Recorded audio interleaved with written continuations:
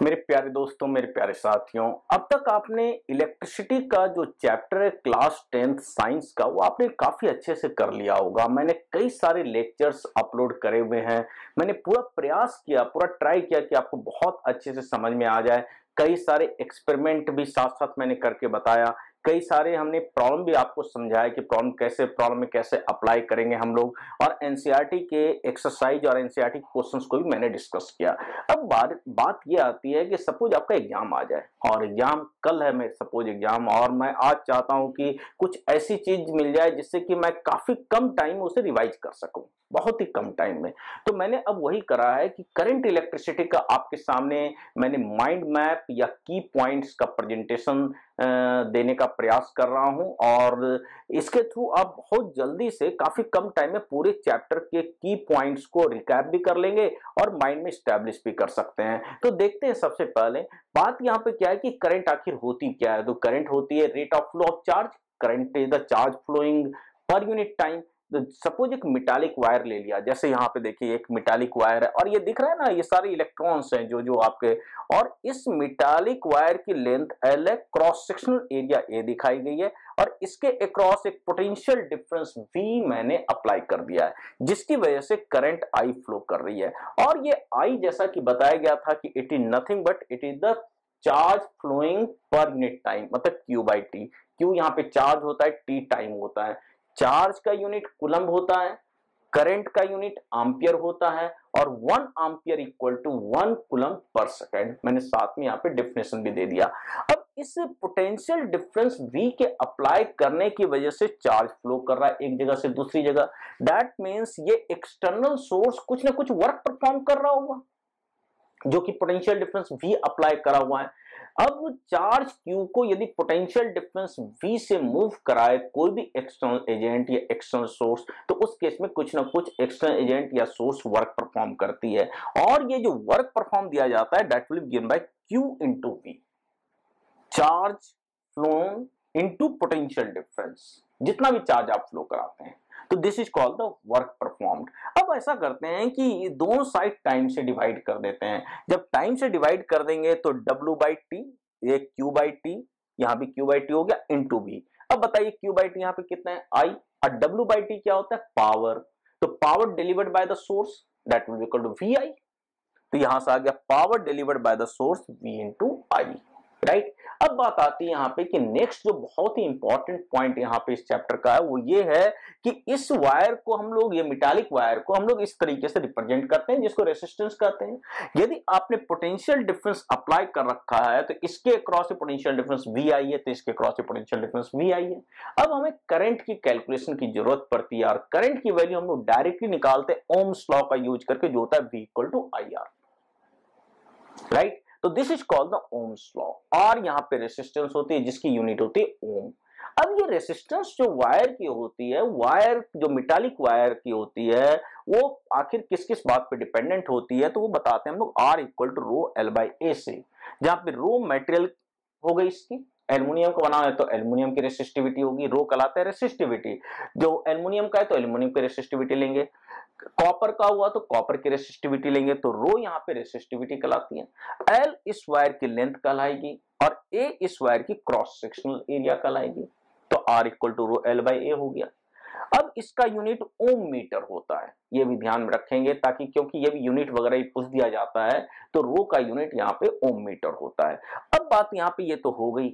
अब देखिए यहाँ पे, अब अगला पॉइंट हमारे पास ये आता है कि जब भी हम लोग किसी भी रेसिस्टेंस के थ्रू करंट फ्लो कराते हैं तो होता क्या है, अमाउंट ऑफ हीट प्रोड्यूस हो रही होती है, इलेक्ट्रिकल एनर्जी हीट एनर्जी में कन्वर्ट कर रही होती है। तो ये जो सोर्स है वो इलेक्ट्रिकल एनर्जी सप्लाई कर रहा है, और यहाँ पे हीट एनर्जी प्रोड्यूस हो रही है। तो power supplied by the source will be equal to the basically heat energy produced per second. तो देखिए वही बात हमने किया है, power equal to VI, V की जगह पे IR प्लेस कर दीजिए।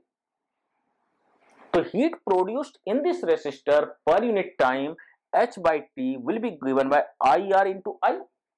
तो IR into I will be I square R। तो amount of heat produced कितना हो जाएगा in time T, I square RT। इसको कहते हैं जूल्स लॉ ऑफ हीटिंग। तो ये भी एक इंपॉर्टेंट लॉ है जिसका यूज आ सकता है। राइट। और ये भी आपका मेन कॉन्सेप्ट में आता है इस चैप्टर के। अब देखिए यहाँ पे तो ये तो हो गया amount of heat produced in time T which is called the joules law, ये वाली बात। अब देखिए यहाँ पे कई दफे क्या होता है कि एक सिंगल रेसिस्टेंस से काम नहीं चल पाता है, हमें कॉम्बिनेशन देखना होता है। कई सारे रेसिस्टेंस लीजिएगा, उसके दो तरह के प्राइम कॉम्बिनेशन होते हैं प्राइमरली, एक होता है सीरीज कॉम्बिनेशन, एक होता है पैरेलल कॉम्बिनेशन। तो अब हमारा नेक्स्ट आता है कॉम्बिनेशन के ऊपर बात। तो इसी रेसिस्टेंस के ऊपर हम लोग बात करने जा रहे हैं कि कई सारे कॉम्बिनेशन ले लेते हैं यहां से। तो दो तरह के कॉम्बिनेशन है, एक सीरीज कॉम्बिनेशन, दूसरा पैरेलल कॉम्बिनेशन। इस तरह का कॉम्बिनेशन कहलाता है रेसिस्टर का सीरीज कॉम्बिनेशन। तो सीरीज कॉम्बिनेशन में क्या होता है कि यदि आप ये सोर्स आपने कनेक्ट कर दिया तो इसके क्रॉस पोटेंशियल डिफरेंस भी आ जाएगा, तो तीनों के थ्रू करंट की वैल्यू सेम रहेगी। एक तो ये बात है, और इन तीन रेसिस्टेंस को हम लोग रिप्रेजेंट कर सकते हैं एक सिंगल रेसिस्टेंस से, और वही सिंगल रेजिस्टेंस कहलाता है उसका इक्विवेलेंट रेजिस्टेंस या इफेक्टिव रेजिस्टेंस या टोटल रेजिस्टेंस, जो कि क्या दिया जाता है R equal to R1 plus R2 plus R3। तो this is called the basically यहाँ पे series combination of the resistors. अब इसी तरीके से एक और नया तरह का कॉम्बिनेशन होता है जिसको हम लोग कहते हैं पैरेलल कॉम्बिनेशन। तो पैरेलल कॉम्बिनेशन में क्या होता है, इस तरह से रेसिस्टेंस कनेक्टेड होते हैं और ये आपका पोटेंशियल डिफरेंस भी हो गया। इस केस में क्या होगा, तीनों के क्रॉस का पोटेंशियल डिफरेंस सेम होगा, और इस सिस्टम की जो इफेक्टिव रेजिस्टेंस R होगी वो दी जाती है 1/R equal to 1/R1 plus 1/R2 plus 1/R3। तो ये वाली बात है यहाँ पे। तो मैंने एक तरह से इस पूरे चैप्टर को काफी साधारण तरीके से समझा दिया आपको कि भाई कि इस चैप्टर में आखिर इस चैप्टर का एसेंस और इस चैप्टर में एक फंडामेंटल बात क्या है यहाँ पे। तो मैं इस तरीके से आपके सामने माइंड मैप रखा हूं, पूरा प्रयास कर रहा हूं कि आपको पूरा का पूरा चैप्टर कम से कम टाइम में रिकैप हो जाए, कम से कम टाइम में आप समझ सकें। मान लो एग्जाम्स हैं और आप चाहते हैं कि 1 घंटे में 4 दफे 10 दफे आप रिवाइज कर सकते हो। मैंने जितना टाइम दिया उसमें आप आराम से 1 घंटे में कम से कम नहीं तो 5-6 दफे तो बड़े 7 दफे बड़े आराम से कर सकते हैं। आप बार बार जब रिवाइज करेंगे, इस तरह से सुनते जाएंगे लेक्चर्स को, तो क्या होगा कि आपके दिमाग में सारे के सारे फॉर्मूले ऐसे बैठ जाएंगे, जीरोक्स हो जाएगा, बिल्कुल कभी भूलेंगे नहीं। तो वही मैंने प्रयास किया है। लेकिन बात यहां पर यह है कि ये सारी चीजें तब आपको पूरी प्रॉपर्ली समझ में आएंगी जब सारे के सारे लेक्चर्स जो मैंने आपको दे रखे हैं वो पहले से आपने कर रखा होगा, पूरा का पूरा चैप्टर्स आपने प्रॉपर्ली समझ रखा होगा, एप्लीकेशन कर रखी होगी। तब ये जो लास्ट मोमेंट का जो काम है वो आपको तब ज्यादा बेनिफिट करेगा, राइट। तो डेफिनेटली आपने नहीं लेक्चर्स देखा है या लेक्चर नहीं करा है पूरा, तो उसको सबसे पहले कंप्लीट कर लीजिए। टाइम काफी है, कर सकते हैं आप, बड़े आसानी से कर सकते हैं और आपको बहुत अच्छे से सारी लेक्चर समझ में भी आ जाएगा। और तो इस तरीके से मैंने आपके सामने प्रेजेंट किया है पूरे माइंड मैप को इस चैप्टर का। तो अब बात यहाँ पर यह है कि हम लोग प्रयास कर रहे हैं आप लोगों के लिए, पूरी मेहनत कर रहे हैं कि आपको काफी लाभ मिले। तो आपका भी काम बनता है कि हमारी चैनल के बारे में सबको बताइए और उनको हमारी चैनल का बेनिफिट बताइए, और आप जो लाभ ले रहे हैं दूसरों को भी लाभ लेने दीजिए। उनको बताएंगे तभी तो उनको लाभ मिलेगा, बेनिफिट मिलेगा। तो आप जरूर से सारे लोगों को हमारी चैनल के बारे में बताइए और लाइक जरूर कीजिए, कमेंट अच्छे अच्छे लिखिए हमारे चैनल, हमारे इस वीडियो और डिफरेंट वीडियोज के बारे में, ताकि हमें मोटिवेशन मिले आगे और काम करने का, और मैं अच्छे से अच्छे हम लोग काम करके आपके सामने ला सकें, राइट।